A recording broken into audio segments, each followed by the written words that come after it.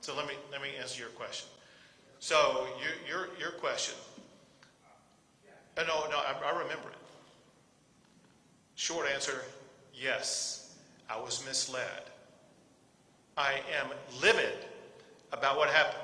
I was on this very stage 2 days ago, and I was telling the public information that had been told to me in a room just a few yards behind where we're located right now.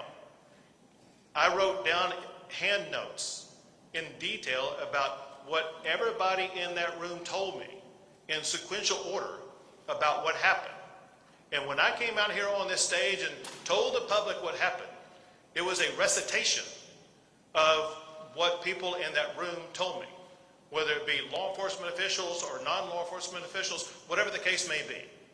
And as everybody has learned, the information that I was given turned out in part to be inaccurate. And I'm absolutely livid about that. And here's my expectation. My expectation is that the law enforcement leaders that are leading the investigations, which includes the Texas Rangers and the FBI, they get to the bottom of every fact with absolute certainty. There are people who deserve answers the most, and those are the families whose lives have been destroyed. They need answers that are accurate, and it is inexcusable that they may have suffered from any inaccurate information whatsoever. And it is imperative that the leaders of the investigations about exactly what happened get down to the very second of exactly what happened with 100% accuracy and explain it to the public, but most importantly, to the victims who've been devastated.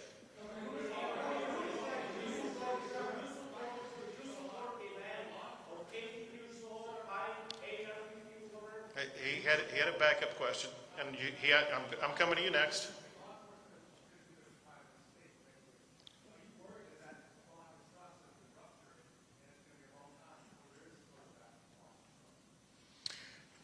My expectation is that as we speak and every minute going forward, law enforcement is going to earn the trust of the public by doing exactly what they're supposed to do from this point on, and that is making sure that they thoroughly, exhaustively investigate exactly what happened and explain to you and the public and the victims of the crime exactly what happened.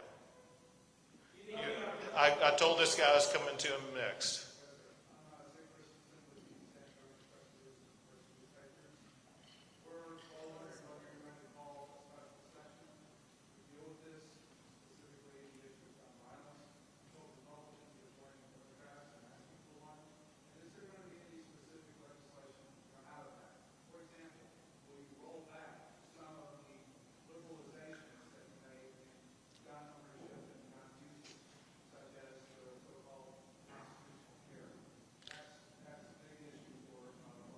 Sure. Well, let me answer your second question first, and then I'll answer your first question. So in your second question, you talked about the rollback of any of the legislation that I signed this past session. Let's be clear about one thing. None of the laws that I signed this past session had any intersection with this crime at all. No law that I signed allowed him to get a gun, the gun that he did get. And so, again, there was nothing about the laws from this past session that has any relevancy to the crime that occurred here. With regard to the special session, let me just say this, and that is, first of all options are on the table. Second, most importantly, to your point, do we expect laws to come out of this devastating crime? The answer is absolutely yes.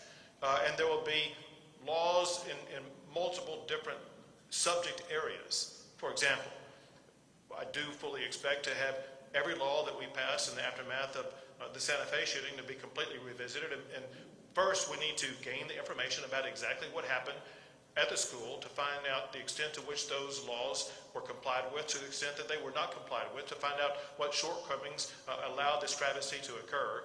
then second, we need to have a discussion and pass laws to make sure that our schools are safer. And the people of Uvalde, but the people of Texas deserve that. Second, as I was discussing 2 days ago, you can expect robust discussion, and my hope is laws pass that I will sign addressing healthcare in this state. There is an array of healthcare issues that we face as a state in general, but there are an array of healthcare issues that relate to those who commit gun crimes in particular. Those need to be addressed, whether it be the healthcare issues that I talked publicly here with the mayor about 2 days ago, and that would affect the community in general, or whether it be laws that address the challenges that are now surfacing that this killer had in his life that lead to someone doing what he did. And then there will be all other kinds of issues. But there will be committees formed, there will be meetings held, there will be proposals that will be derived, many of which will lead to laws that will be passed in the state of Texas. Because let me make one thing perfectly clear. The status quo is unacceptable. This crime is unacceptable. We're not going to be here and talking about it and do nothing about it. We will be looking for the best laws that we can get passed to make our communities and schools safer. Go ahead.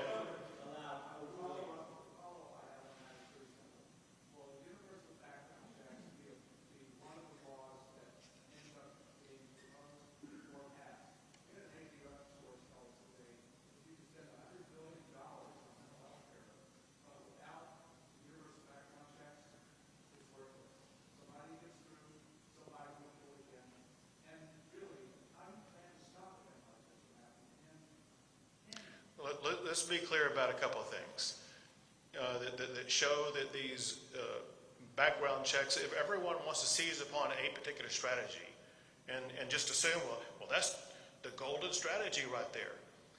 Look at what happened in the Santa Fe shooting. A background check had no relevancy whatsoever because the killer took the gun from his parent. Look at what happened in the shooting in Sutherland Springs. There was a background check that was done. It was done in a flawed way that allowed the killer to get a gun. And so anyone who suggests, well, maybe we should focus on background checks as opposed to mental health, I suggest to you is mistaken. If there's anybody here who thinks we have perfect health care in this country, in this world, they're wrong. If there's anybody who thinks that we can't do more to address mental health care, they're wrong. They can. We can. And we're going to. Go ahead. Go ahead. Yes.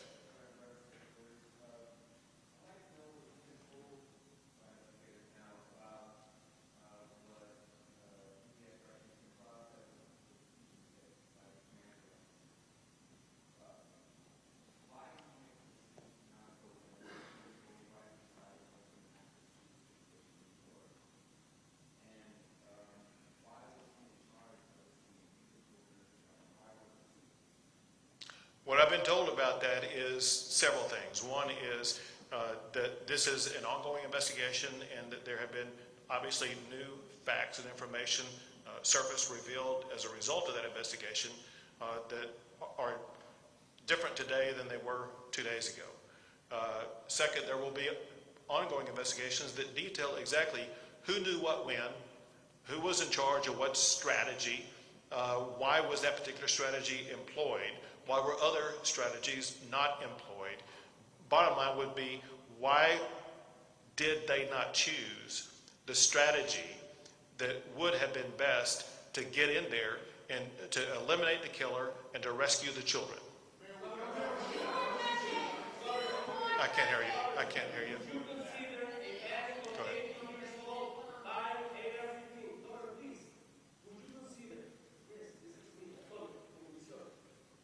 Antonio, how you doing, man? Good.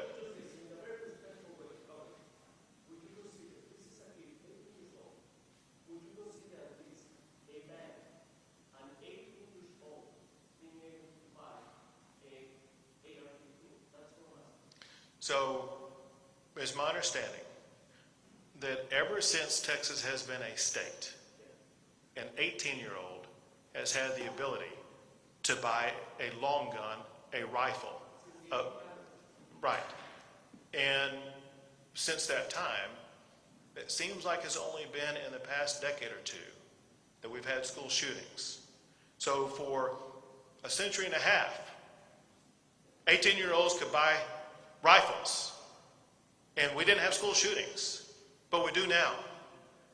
Maybe we're focusing our attention on the wrong thing, and we're focusing it on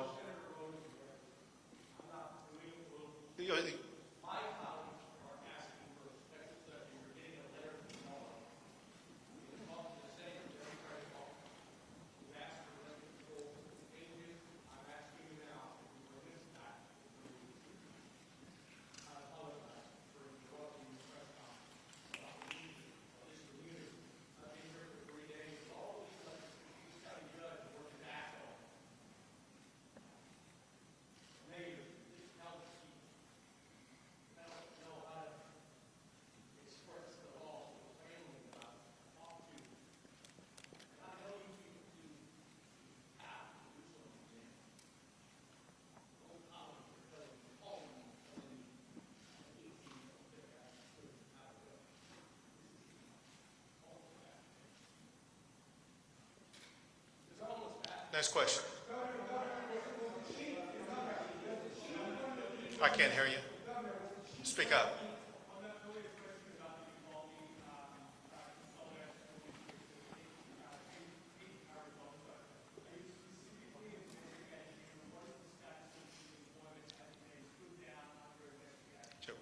Can I was unable to hear the first part of your question. Would you restate it?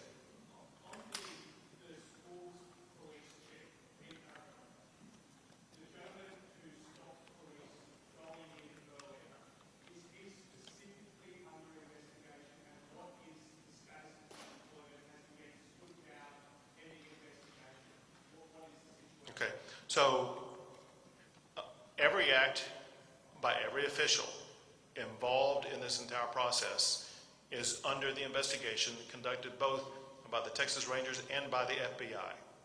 Every act of all of those officials will be known and identified and explained to the public. But I cannot overemphasize enough, we need to get that information to the families of all these victims who deserve to know it the most. As far as his employment status is concerned, that's something that is beyond my control and I have no knowledge about. Go for it. Sure.